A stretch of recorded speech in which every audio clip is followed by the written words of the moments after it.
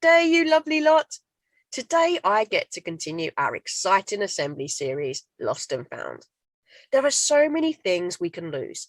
Our phones, our keys, our PE kits, our reading books, and just yesterday, someone told me that I'd lost my marbles. I was being very silly. Some things we lose are a lot harder to replace than others. Now, I have a question for you. How many of you have ever moved house? I have, a few times, and it can sometimes feel like you've lost your home, especially as children, because you don't normally have a say in decisions about moving home. Although parents and guardians are thinking about you and your decisions in their decisions. Sadly, some people do lose their homes, and not because they choose to move.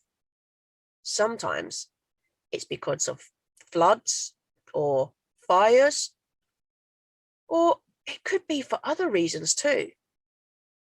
Today, we're going to learn from someone's story that takes place in the Bible of when they lost their home. His name was Moses. He was an Israelite born in a time when the Israelites were slaves in Egypt. Let's have a quick look-see at the beginning of his story.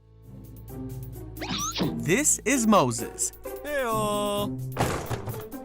Moses was a descendant of Joseph's brother Levi. Hey. Joseph and his brothers had many children and grandchildren who lived happily in Egypt. Eventually, a new pharaoh came to power who knew nothing of Joseph or what he had done. This pharaoh feared the Israelites because there was a great number of them living in Egypt, so he wanted to put a stop to their prosperity. Pharaoh made the Israelites slaves. He made them work long, hard hours building up Egyptian cities. But his plan didn't work, and the Israelites grew more in number and in strength. Eek. So Pharaoh made a rule that no Israelite boy would be allowed to live in Egypt. This is where Moses' story begins. You see, when Moses was born, his mother saw that he was a special baby, and she kept him hidden for 3 months.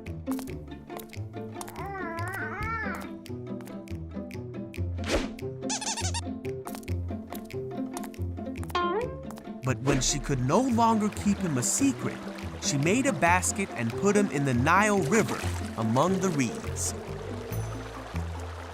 Moses' sister stayed to watch what would happen to her baby brother, and soon the Pharaoh's daughter came to the edge of the river.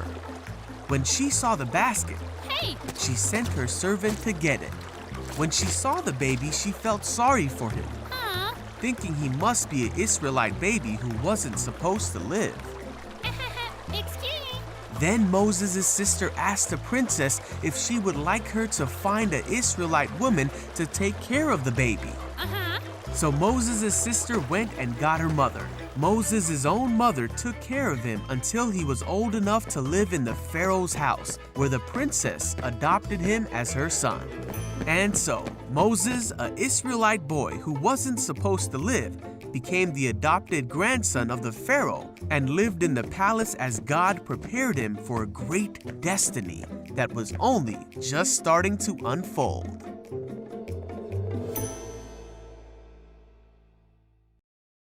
So Pharaoh had ordered all the baby boys born to Israelite families to be killed. But a little quick thinking and a little intervention from God spared Moses. He was raised in the palace of Pharaoh and was the adopted son of Pharaoh's daughter. This was the first time Moses lost his home. But it wasn't the last. Moses knew he was a Jew, and as he grew older, he wanted to do something to help his people. It's a desire God put in his heart, and in the end, Moses would become a great hero. But long before Moses helped the Israelites find their freedom, Moses lost his second home. For 40 years, he had no home. He was separated from his palace and his people. Let's take a look at this part of the story. This is Moses. Heyo. Moses was an Israelite boy born in Egypt in a time when Israelite boys were not supposed to live. Wait, huh? The Israelites were slaves to the Egyptians. But God had a special plan for Moses, Oh, eh? and he spent his childhood in the palace of the Pharaoh. You see, when Moses grew up, he made a big mistake. Uh-oh. Pharaoh found out what Moses had done, and he tried to have Moses killed. Ah! So Moses ran away from Egypt. He stopped in the land of Midian, Ah. and 7 sisters came to the well to give water to their father's flock. Some shepherds came to drive them away, Hey, you. but Moses stood up for the women. Hey. Now these sisters were the daughters of the Midianite priest named Jethro. When Jethro heard what Moses did for his daughters, he sent for Moses. So Moses came to live among the Midianites, and he married Zipporah, one of Jethro's daughters. Huh? Meanwhile, back in Egypt, the old Pharaoh died, but he was replaced by a new Pharaoh who continued to treat the Israelites poorly. Oh, man.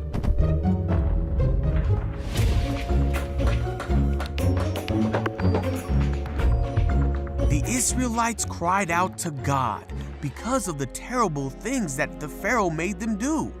God heard these people and knew it was time to act.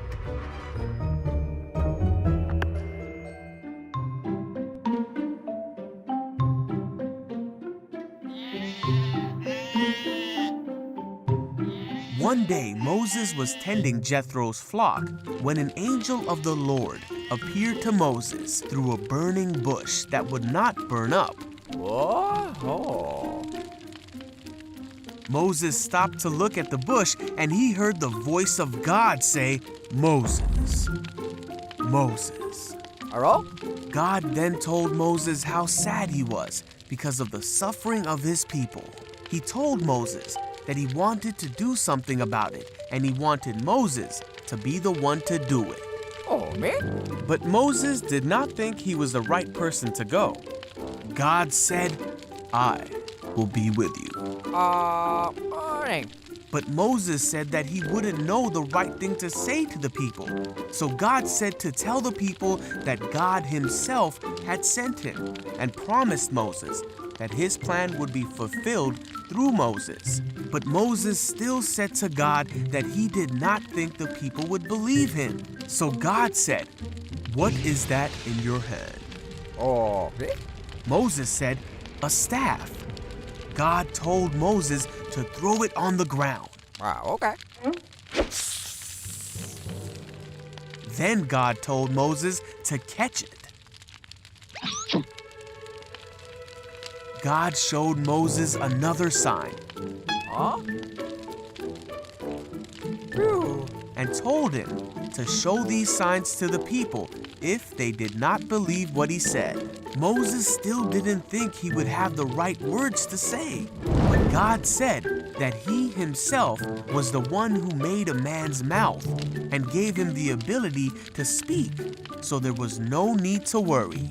Yet even after all this, Moses said, "God, please send someone else." Then God got mad at Moses Oops. and said that he would send Moses' brother Aaron to speak for Moses. So Moses went back to his father-in-law and told him that he needed to go back to Egypt.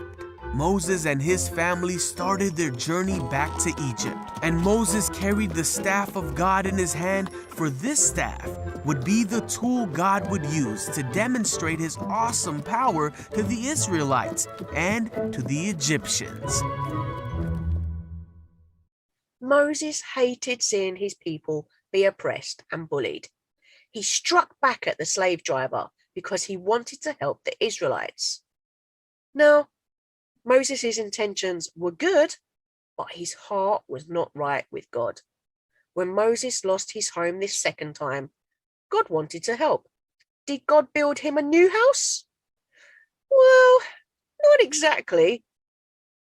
Before Moses could become the man who would save his people, he had to get right with God.